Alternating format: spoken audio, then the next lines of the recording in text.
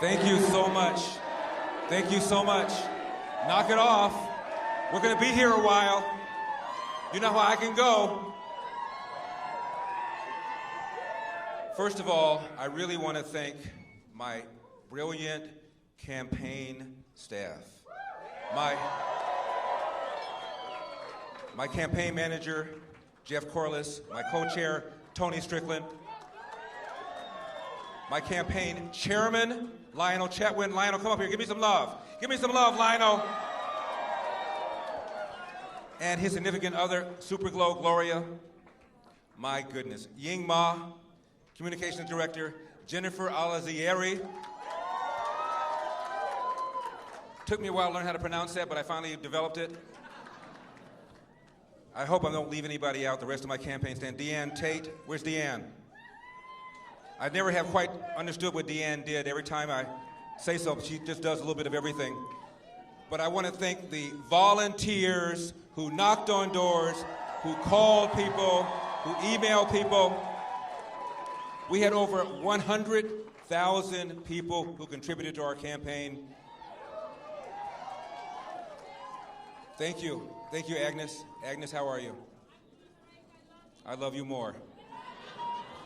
Don't tell my girlfriend. She's kind of territorial. Mark, how are you? Mark, you were there from day one. God bless you. Where's Betty Chu? Is Betty around?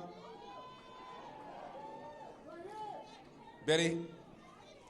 Betty's what is she? I hate, my mom used to tell me, never mention a woman's age. What are you, 82 years old, 84? First Asian American to pass the bar of California, become a lawyer. You know, our campaign was all, Michael Horn, how are you? God bless you, I love you more. Yes. We all love you, Larry. Oh. Nasrin, how are you? Nasrin, how are you? This campaign, where's Gloria? Where's Gloria Romero? I don't see Gloria Romero anywhere.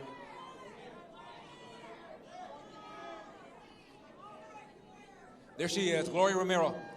Gloria, let me say something about Gloria Romero. You know who Gloria Romero is. Gloria Romero is a Democrat. I'm hoping a recovering Democrat, but we'll see. She was the Senate Majority Leader. She crossed party lines. She's still a Democrat. Like my mother was still a Democrat. My brother was still a Democrat. I couldn't get them to change their party, but I got them to vote a lot more sensibly. Gloria crossed state party lines and supported my candidacy because of the issue of school choice. Because of the issue of school choice. As you know, my opponent, Governor Gavin Newsom, come on, let's be gracious. Let's be gracious in defeat. And by the way, we may have lost the battle, but we are going to win the war.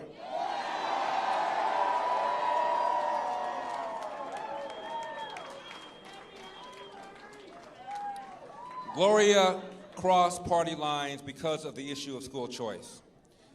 We're spending $15,000 every year for students in our government schools in California. Notice I don't call them public schools, I call them government schools. $15,000 a year, some of the worst reading scores, some of the worst math scores. Only about 15 or 16 states spend more. And the students that are getting the raw end of the deal are the black and brown students who comprise 80% of the government students in our government schools. They're getting the worst teachers, the worst principals, the worst administrators, the worst outcomes. What is the route from poverty to middle class? At least finish high school. One, presumably where you can read, write, and compute at grade level, and that is not happening. I read a study that said roughly 5% of government teachers across the nation are incompetent. Roughly 5%. I have no idea whether that's true of California, but let's assume for a moment that it is. There are 300,000 public school teachers in California. Any given year, 2.2 are fired. If it is true that 5% are incompetent, that means 15,000 are incompetent. 2.2 every year are fired. Again, I'm not saying that applies to California, but assuming it does, imagine if that applied to cops in LA. I'm in LA. 10,000 force, assuming 15% were incompetent. Talking about 500. 500. Doing what? Planning evidence? Engaging in racial profiling? Using excessive force? We wouldn't put up with it. We would put up with 15,000 incompetent public school teachers. That is why Gloria and I support school choice. So the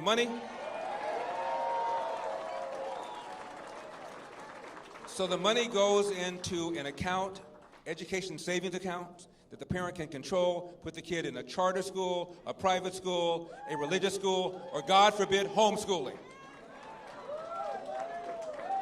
The reason we started this campaign is because this man, Governor Gavin Newsom, was sitting up there at the French Laundry restaurant with lobbyists who contributed to his campaign, with the people who drafted the mandates that they were violating by not wearing masks, by not engaging in social distancing, while telling you to do it.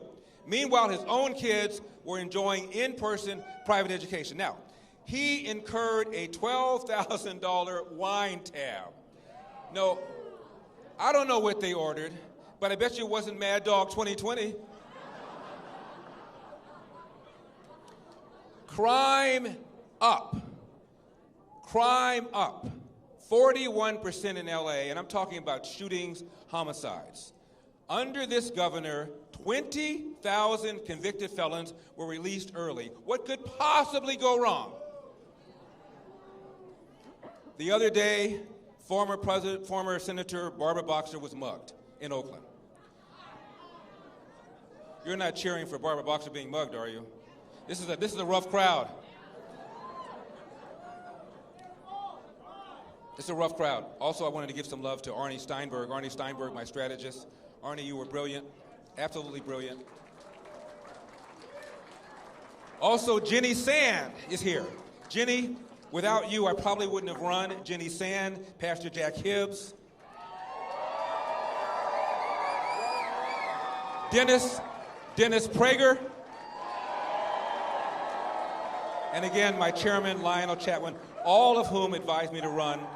But ultimately, I decided to run because I felt that I could do something about the crime. I could do something about the homelessness. I could do something about the fact that California has now hit $800,000 average price of a home. That's 150% above the national average. Outrageous because of the stranglehold the environmental extremists have had over Gavin Newsom and have had over Sacramento. Love you more.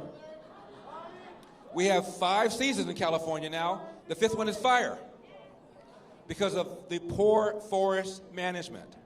Outgoing Governor Jerry Brown had a plan to clear 500,000 acres of fallen trees, dead trees, and dry vegetation.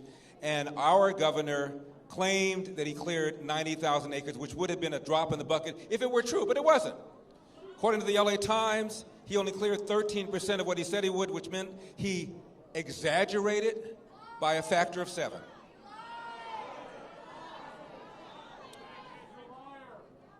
You know, before the pandemic, half of all 3rd graders in our government schools could not read at state levels of proficiency. Half. And those levels are low. Math scores even worse. 75% of black boys could not read at state levels of proficiency. Math scores are even worse. Because I care about this, I've been called the black face of white supremacy.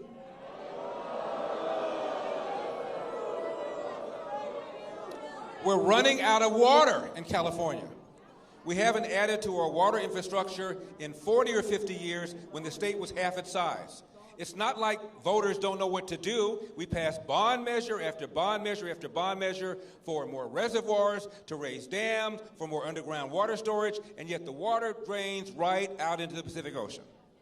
There is a desert nation in the Middle East. It's called Israel. Because of desalination, Because of desalination, they are now water self-sufficient. They got a little body of water next to them called the Mediterranean. We have a little body of water next to us called the Pacific Ocean. We can't figure this out? Rolling brownouts? Are you kidding me? Rolling brownouts. Because we're forcing our utility companies to invest tens of millions of dollars into weather-dependent, unreliable sources of energy called wind and solar. A war on oil and gas. It almost takes an act of Congress to get a permit to drill an oil well or to drill for natural gas. Many of the middle-class jobs, working-class jobs related to those industries are all now gone. For the first time in our state's history, never happened before. What are we, 170 years old? I think, Arnie, you were there when it first happened, right? First time in our state's history, people are leaving. A net migration out of California. I love the smile, sir. Net migration out of California. And when middle-class people cite as the reason for leaving, the number one reason they cite is they cannot afford the price of a home. Average price has just hit $800,000, which is 150% above the national average, largely because of the environmental extremists that allow people to file a lawsuit to stop any development project for any reason for an indefinite period of time. It is outrageous. And businesses are leaving. More businesses have left California this year. You left too? You're leaving soon? You're leaving soon? Yeah. More businesses have left California so far this year than have left all of last year, and the rate at which people are leaving California is nearly twice the rate that they've left the last 2 or 3 years. There's a magazine called CEO Magazine. You know, I've mentioned that magazine. It's been around for 17 years. 17 years. They've asked CEOs, which is the worst state in which to do business, based upon taxes, based upon spending, based upon the power of the public sector unions, based upon whether or not the state has a pro-business or an anti-business attitude. For 17 consecutive years, California has been determined to be the worst state in which to do business. Now, nobody cares about millionaires and billionaires, to quote Bernie Sanders.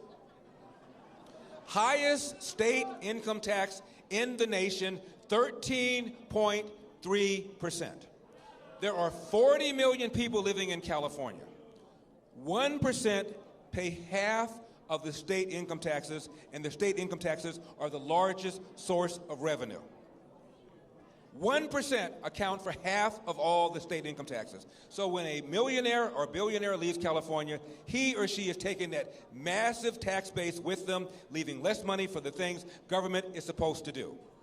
This is what we're facing. Rising crime. Declining quality of our public schools. Shut down the state to the point where 1/3 of all small businesses are now gone forever. We've only recovered half of our jobs pre-pandemic as opposed to 2/3 of the rest of the nation because we're paying people not to work.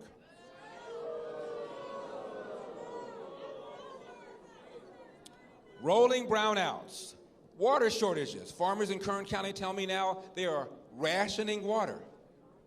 I can't think of anything that this man has done in the last 2 years that suggests he deserves another day in office. However, we recognize that we lost the battle, but we are certainly going to win the war. We are forcing them now to pay attention to the problem of homelessness. We are forcing them now to do a better job on schools. We are forcing them now to do a better job on clearing our forests. We're forcing them now to do a better job about energy. We are forcing them now to pay attention to the things they should have paid attention to 2 years ago.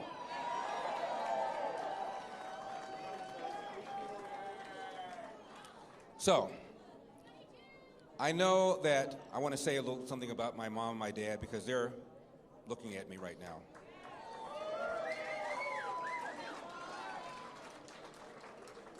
You know, my dad came here in 1945.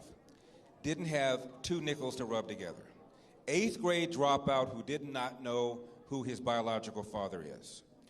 Cleaned toilets, full-time, 2 jobs, one for Nabisco brand bread and one for Barbara Ann bread.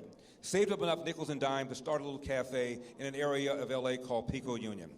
bought a house uptown in South Central that is now worth $700,000. I only mention that because it's still in our family, wonderful for us, but somebody who had an 8th grade dropout education, who worked 3 or 4 jobs, could not have a stay-at-home wife, as my dad did, educating 3 boys until the last of us went to middle school, could not duplicate that path because of the outrageous cost of living in California, largely driven by these environmental extremists that have had a stranglehold over Gavin Newsom and have had a stranglehold over Sacramento. We're going to turn that around. They're going to have to pay attention to that now. They weren't going to before, but now because of us, because of you, they're going to have to pay attention to that. So we have lost a battle, but we are absolutely going to win the war. Absolutely.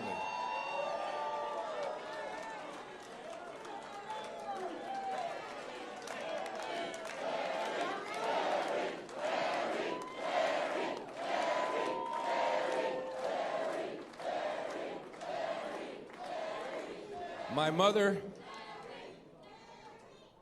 would not have put up with this racial division that we're having right now. Critical race theory, reparations, dividing us by race. Notice that all these people, whether Barack Obama or Elizabeth Warren or Bernie Sanders, all of whom cut a commercial for Gavin Newsom, notice they never said the following words: Gavin Newsom has done a good job for the people of California. It's a Republican takeover.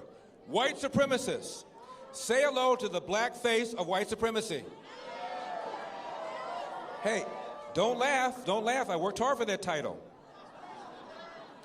What do you think would have happened if a candidate such as Barack Obama running for president had a white woman in a gorilla mask throw an egg at him? What would have happened? Front page news, Washington Post. Front page news, New York Times. Systemic racism, alive and well in America. They would have been talking about it in Bangladesh. But with me, nothing. Now let's analyze this. Maybe the lady who threw the egg was one of the 20,000 convicted felons that Gavin Newsom released early. I don't know. Maybe she would have been in jail had we not had a soft-on-crime DA who was backed by Gavin Newsom, who believes in cashless bail. Maybe she would have been in jail. Now, I was called sexist, so I want to be very careful about this. People have told me that this white woman had a gorilla mask. And I've said to my friends, how do you know it was a mask?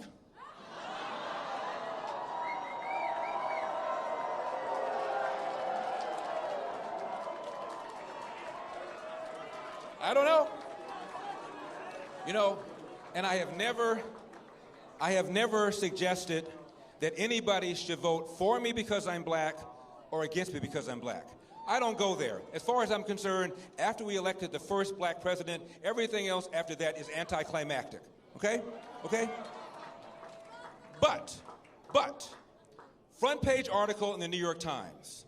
It was negative, all about me, never once mentioning my race, that I'm black, never once mentioning that if I were to win, I'd be the first black governor of California. Now, I'm fine with that.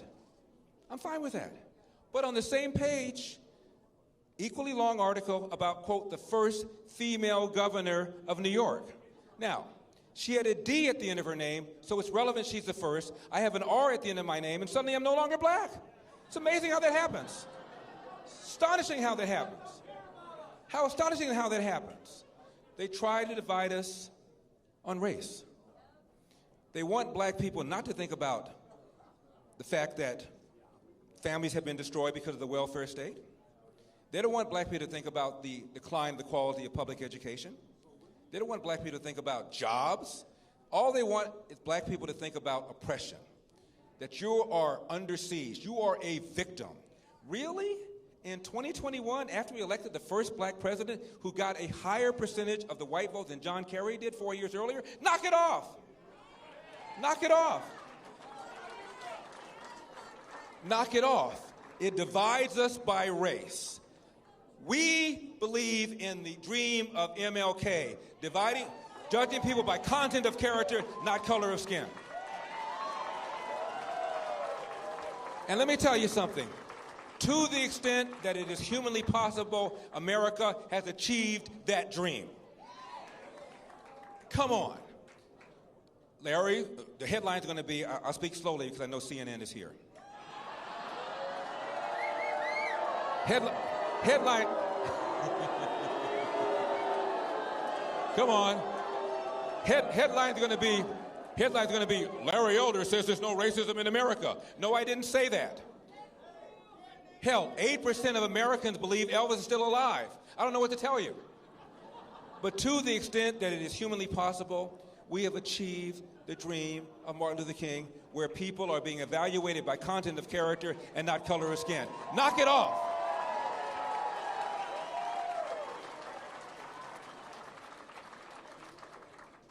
Obama was running in 2007. He was running against Hillary for the nomination. Mitt Romney was running against John McCain for Republican nomination, right? Gallup decided to ask which of these four candidates had the biggest hurdle. They asked Americans, what percentage of you would never vote for a black person for president? 5%. 2007. What percentage would never vote for a female president? 11%. What percentage would never vote for a Mormon, referring to Mitt Romney? 24%. What percentage would never vote for somebody who would be 72 years old when he became president, referring to John McCain? 42%. So Obama had a lower hurdle than these three white politicians. Knock it off. Knock it off.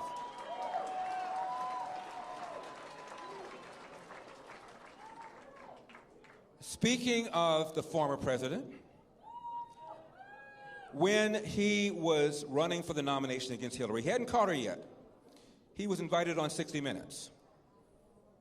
And Steve Croft, the correspondent, said, Senator, if you don't get the nomination, will it be because of your race? And I'm at home by myself. Nina wasn't there. And I said, let me see what this man says. And he said, no. If I don't get the nomination, it will be because I have not articulated the vision that the American people can embrace. I said, hallelujah. He's not what I call a victocrat. He's not Sharpton. He's not Jesse Jackson. He's not dividing us. Fast forward. He gets in. And by the way, when he walked into office, he had 70% approval, which meant a whole bunch of people who didn't vote for him because he got about 52% said, okay, all right. You know, I don't agree with taxing and spending and regulations and soft on the borders and soft on national security, but at least he will be a racial reconciliator. What did he do? He divided us time and time and time again. The Cambridge police acted stupidly. Remember that? His good friend, Skip Gates, who's a professor at Harvard of African-American studies, comes back from vacation, forgets his door key. He and the cab driver break into his house. Neighbor sees this, doesn't recognize him, Cambridge, and calls 911. Don't you want your neighbors to do that? White cop shows up, very politely sees him in the house, doesn't know if he belongs to the house.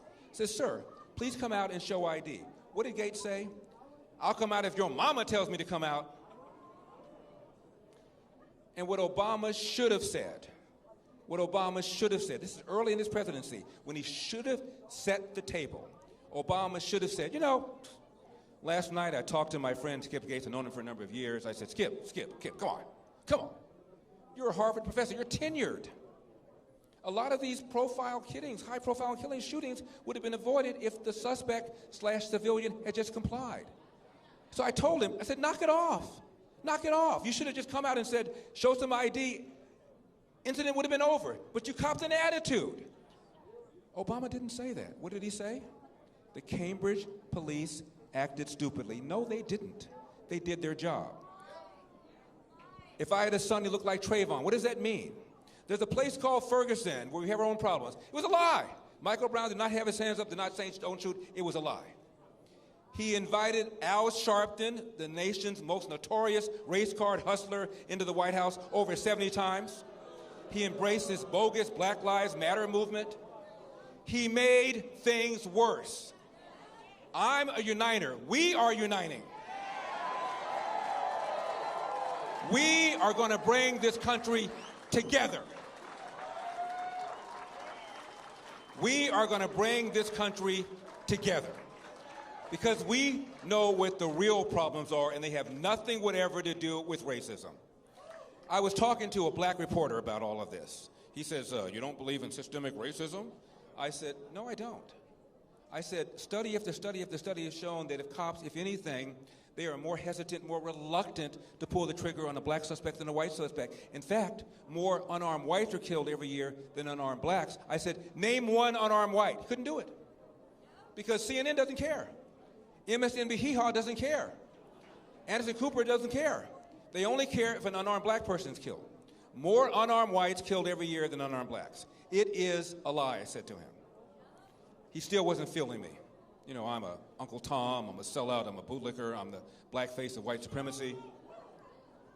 I said, by far, the biggest problem in our society in general, the biggest problem in the black community in particular, is a large number of children who enter the world without a father married to the mother.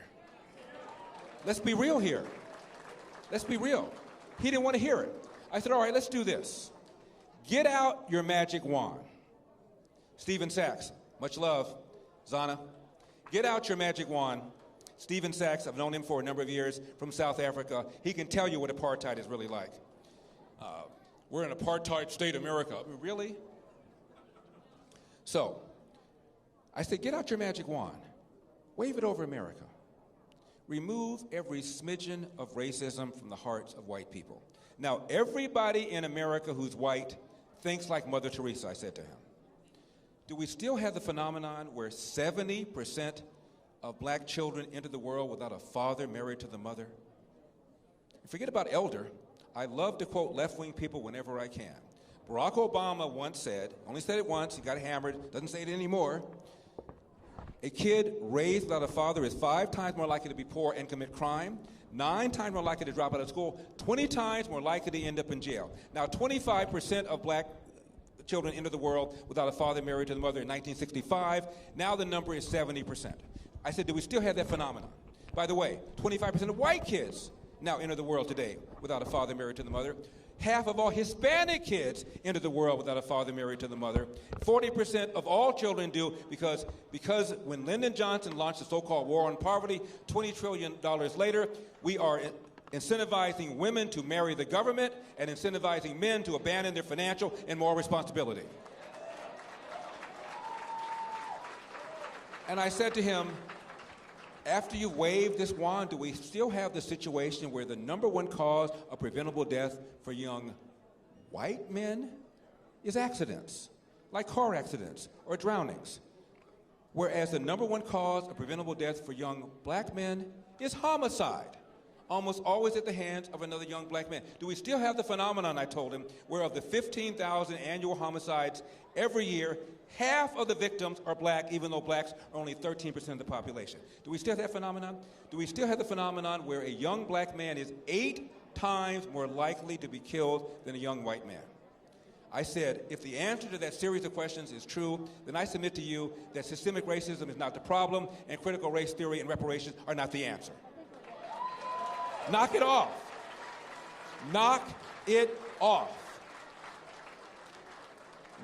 Our movement is about bringing people together and dealing with the problems that we have of crime, of homelessness, of people leaving this state because of the high cost of living, because we have the highest state income tax in the nation, because we have high regulations, because we're not managing our forests properly, because we're not managing our energy grid properly, and we are not investing in our water infrastructure. These are the kinds of things that we're going to deal with. It's not about race. Knock it off.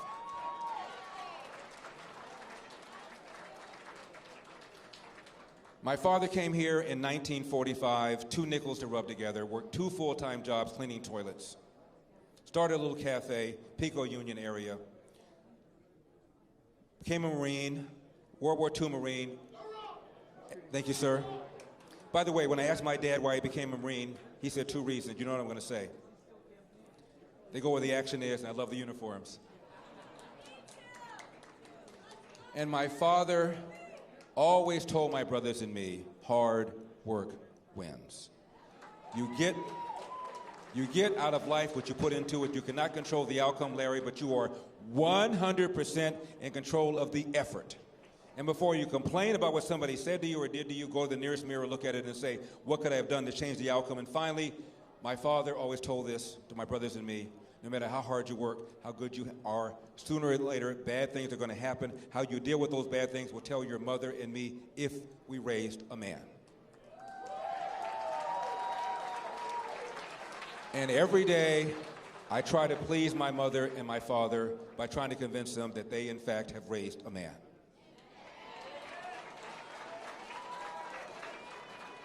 So, I just want to thank everybody, all my volunteers, all the people who knocked on doors, who rang doorbells, who made phone calls, who went online. I want to thank my wonderful campaign staff. I have been a politician for all of 7 or 8 weeks. How am I doing?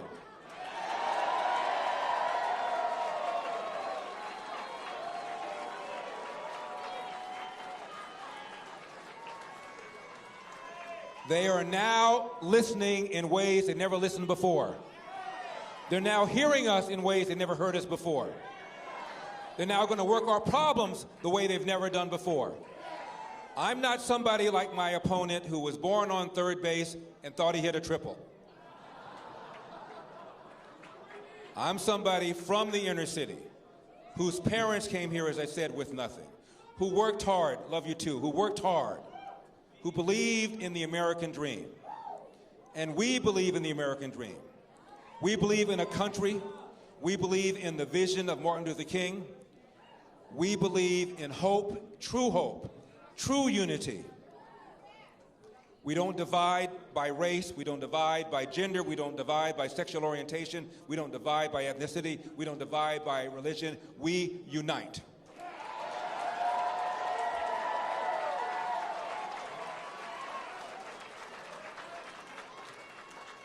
My opponent referred to this recall as a move to take over California by white supremacists. Do I look like a white supremacist? Now, when you consider, we don't blame, we don't finger point, we don't roll like that. But when you consider we were outspent by a factor of 5, 6, 7 to 1, I wasn't running just against Gavin Newsom. I was running against the left-wing media. I was running against a newspaper, the LA Times, that referred to me as the black face of white supremacy. I'm running against a newspaper that called me everything but a black David Duke. I'm running against a media that serves as a public relations bureau for the left. And we still scared the bejesus out of them.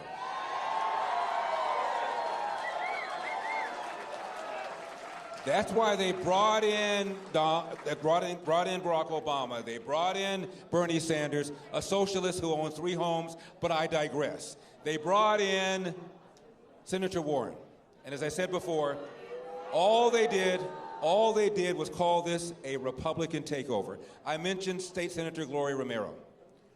63% of Hispanics voted for this man just 2 years earlier. And Gloria, you know this, the majority of Hispanics now want him out over the issue of school choice. The majority of declined estate voted for him just 2 years ago. Now the majority want him out. And they're calling this a Republican takeover. It is insulting to the people of California who signed that petition and who voted yes on the recall. It is insulting. But that's how they roll. We don't roll that way. We don't finger point. We don't blame, we roll up our sleeves, we get back to it because, as I said before, we may have lost the battle, but we're sure as hell going to win the war. Finally, let me leave you with this. I want to thank all of the religious leaders who back me. Pastor Joe Pettick of Huntington Hills, Pastor Jack Hibbs, Chino, Pastor Joe Franklin, Fresno, Pastor Paul Chappell, Lancaster. Hope I'm not leaving anybody out. You all got my love, and I love you so much. And I must tell you, I have been overwhelmed by the support. Men, women coming up to me, crying, saying that for the first time, You've now given me hope that things can turn around. Now, tomorrow I'm going to be asked by all the members of the media, what are you going to do next? What happens after this? Christian, thank you for your love. What happens after all of this? As a former radio host, let me just say this. Stay tuned. God bless you. May God bless California. We got a state to save.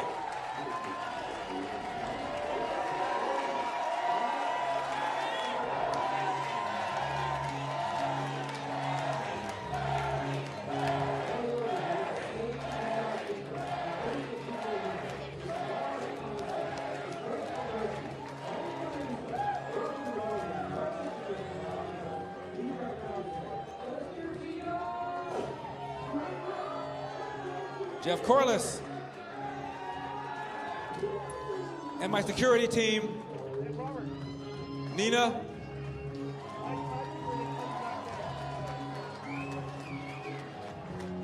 Jennifer, come on, Ying Ma, communications, Bill Bayer, my lawyer, Super Joe Bezak, Desert Storm, Marine, Jenny Sand, one of whom convinced me to run. She said, Larry, you got to do this. I said, who's this crazy lady who keeps writing me letters asking me to run for office? Are we proud of him or what? Stephanie Marshall, Communications Director. No. Communications Department. Press secretary. Press Secretary. Whatever. Arnie Steinberg, strategist. Lionel Chetman, chairman. All right, you got it. Betty Chu.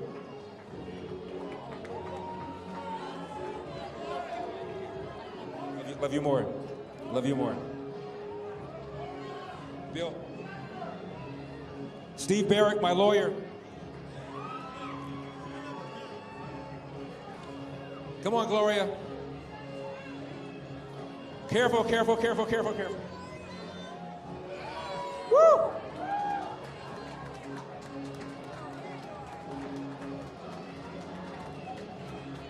Democrats for Larry, now and forever. Fred Whitaker. I don't think so. God bless you all. Thank you all for coming. I love you all. I love you all.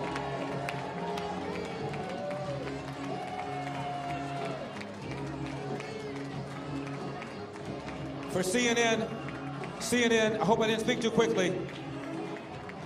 I tried not to use big words.